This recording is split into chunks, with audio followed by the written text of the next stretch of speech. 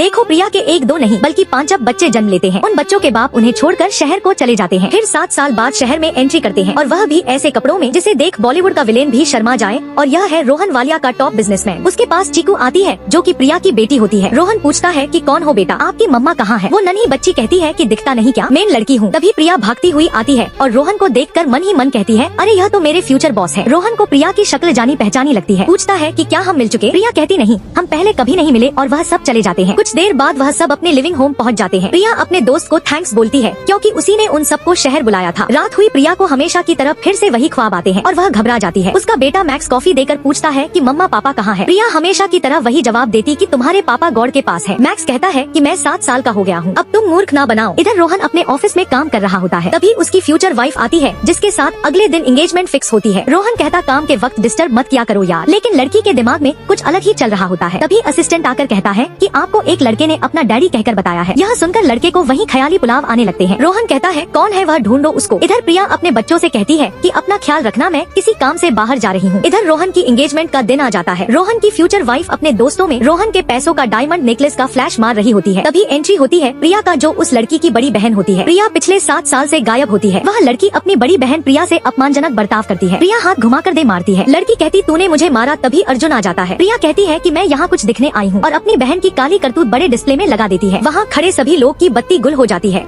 रोहन यह सब नहीं देख पाता और वहाँ से निकल लेता है। इधर प्रिया की बेटी चीकू कहीं से वहाँ पर आ जाती है। प्रिया बोलती तुम यहाँ क्या कर रही हो, चलो चले घर। प्रिया के शरीर पर बने बटरफ्लाई साइन कहीं से रोहन देख लेता है, जो कि उसके 7 साल पहले बिछड़े हुए साथी के शरीर पर भी वह मार्क होता है। क्या रोहन अपने बिछड़े हुए साथी से मिल पाएगा? अगला पार्ट देखने के लिए हमारे चैनल साइन एक्सप्लेन को सब्सक्राइब करें।